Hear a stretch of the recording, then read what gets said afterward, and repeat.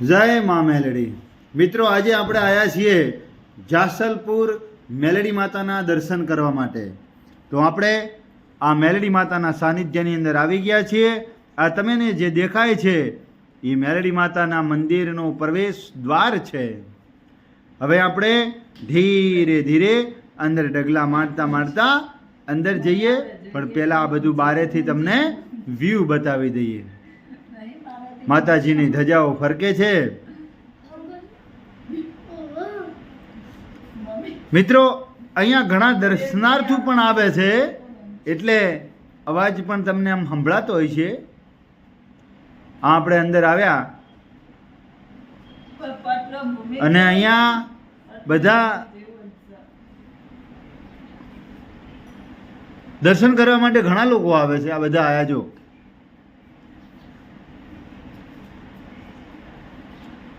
અને મિત્રો, આ કહેવાય છે કે જાસલપુર મેલડી માતાની વાવ. આ વાવની અંદર વર્ષોથી પાણી છે. અંદર જવા માટે પગથિયા પણ છે, પણ અત્યારે ઉપર મિત્રો કહેવાય છે કે આ વાવની અંદર પાણી હજી પણ છે.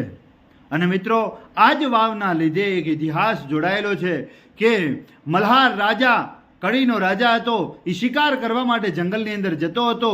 રસ્તામાં એણે આ જાસલપુર ગામ આવ્યું, અને જાસલપુર ગામની અંદર એને એમ થયું કે મને તરસ લાગી છે, એટલે એ વાવની અંદર, જે હાલ આપણે બતાવી, વાવની અંદર પાણી પીવા માટે ગયો. પણ મિત્રો, બન્યું એવું કે એ પાણી પીતા એણે એ વાવની અંદર એવા પથ્થર જોઈ ગયો કે જેનાથી એનું મન ડફળ્યું. જેમ હવા હો વિઘાનો પાટો ભાળીને જેમ ખેડૂતનું મન ડફળે, એમ આ રાજાનું મન ડફળ્યું. એણે વિચાર કર્યો કે આ પથ્થરનો તો આપણે મહેલ બનાવવો જોઈએ, અને એણે એ પથરા લઈ જવા માટેનું નક્કી કર્યું મનોમન. અને ઘરે જઈ અને એના સૈનિકોને કહી દીધું કે એ વાવમાંથી આપણે પથરા લાવવાના છે. અને આ જે માતા હતી એ એક વાઘેલા કુળની દેવી હતી, અને એ વાઘેલા કુળના માણસે અને માતાને કરી કે હે માં, જો તું હયાત હોય અને જો આ તારા વાવના પથ્થર લઈ જાય તો મા તને પૂજી ન પૂજી છે. અમને તારા ઉપરથી વિશ્વાસ ઉઠી જાય. અને કહેવાય છે કે મિત્રો, માતા મેલડીએ એને કીધું હતું કે આ વાવમાંથી પથ્થર લેવાની વાત તો ક્યાં હલાવી પણ ન શકે. આ ઈ મેલડીનું મંદિર છે. 7મા માળે આ મંદિર છે. મિત્રો, મેલડીમાંના અહીંયા 2 મંદિર છે. એક નીચે પણ દર્શનાર્થીઓ દર્શન કરે છે, અને બીજું 7મે માળ છે. તો મિત્રો, આપણે એ ઉપર પણ દર્શન કરીશું. હમણાં આપણે ઉપર જઈએ. આ નીચેના બધા છે ને, આ વરદાયની માતાજીનું મંદિર છે. જય વરદાયની માં, હવનું હારું કરજે મારી. જય વરદાયની માં. આ મહાકાળી માતાનું મંદિર છે. મિત્રો, જય મહાકાળી માં સૌનું સારું કરે. મિત્રો, કોઈ દિવસ તમને જો આ મંદિરની અંદર જવાનો, જે આ પરચાધારી મંદિર છે મિત્રો, આ કોઈ અને પ્રાગટ પોતે સ્વયં પ્રગટ થયા છે. આ ખોડિયાર માતાની પણ અહીંયા મૂર્તિ બિરાજમાન છે. ખોડિયાર માતા પણ અહીંયા 16 શણગાર સજીને માં બેઠા છે. અને મિત્રો, આ ચામુંડા માતા છે. ચામુંડા માતાના પણ આપણે દર્શન કરીશું. અહીંયા આગળ ઘણા બધા માતાજીના પ્રતિષ્ઠા કરવામાં આવી છે. અહીંયા આગળ જે પણ માણસ આવે છે તેની સર્વ મનોકામના પૂર્ણ થાય છે. આ બ્રહ્માણી માતાજીનું મંદિર છે. મિત્રો, અહીંયા બ્રહ્માણી માતા બિરાજમાન છે. હંસની અસવારી માં બ્રહ્માણીની જય હો માં. હવે આપણે ધીરે ધીરે આગળ વધીશું. અને આ જો મિત્રો, આ મંદિરની અંદર કેવી કોતરણી કરી છે. હે, સાક્ષાત દેવાલય એવું બનાવવામાં આવ્યું છે. આ મેલડી માતાના સેવા ટ્રસ્ટ જાસલપુરના મંદિર તરફથી આ માતાજીની સૂચનાઓ બધી આપવામાં આવી છે. અહીંયા નીચેનો મુખ્ય દ્વાર છે,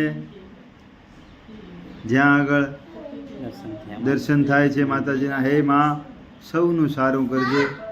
અહીંયા આગળ મેલડી માતા બિરાજમાન છે. જબરજસ્ત એવું મંદિર છે. આ નીચે મંદિર છે, હવે આપણે જઈશું ઉપર, જ્યાં 7મા માળે માં મેલડી બેઠી છે.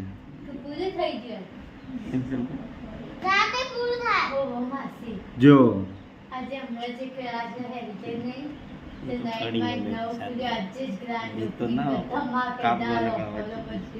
કઈ વાંધો નહીં. તો બીજા જ માળે છે મિત્રો, પણ સાક્ષાત પરસાપુરે છે.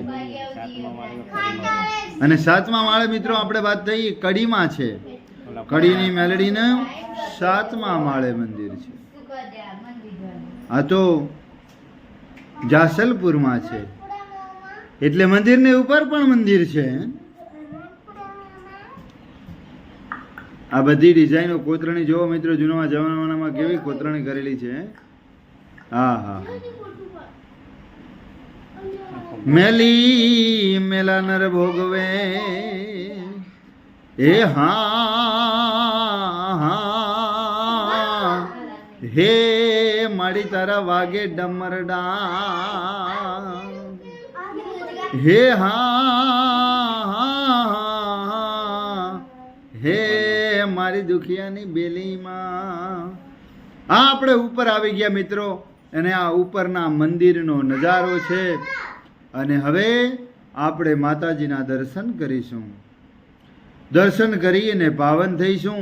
જે આ વિડીયો જોશે એ પણ પાવન થઈ જશે, અને અમે વિડીયો બનાવીએ છીએ તો અમે પણ પાવન થઈ ગયા છીએ. જય મારા દેવાધિદેવ. આ બધી મૂર્તિઓ બધી ઉપર પણ પ્રતિષ્ઠિત કરવામાં આવી છે. આમાં મેલડીની ધજા છે. આ પ્રાણ પ્રતિષ્ઠા કરી એ વિશેનું બધું લખેલું છે. અને આ છે મા મેલડી. જય મા મેલડી. આ સોનાનો ગર્ભગૃહ છે. આ બધું તમને પીળું પીળું દેખાય, કલર નથી મિત્રો, આ સોનાનું મંદિર છે. અહીંયા સોનું એટલું પુષ્કળ આવે છે કે જ્યાં સોનાનો ગર્ભગૃહ બનાવવામાં આવે છે. તો મિત્રો આ હતી માં મેલડીનો મંદિર જાસલપુરમાં છે. અને મિત્રો અહીંયા દર્શન કરવા આવવું હોય તો કડીથી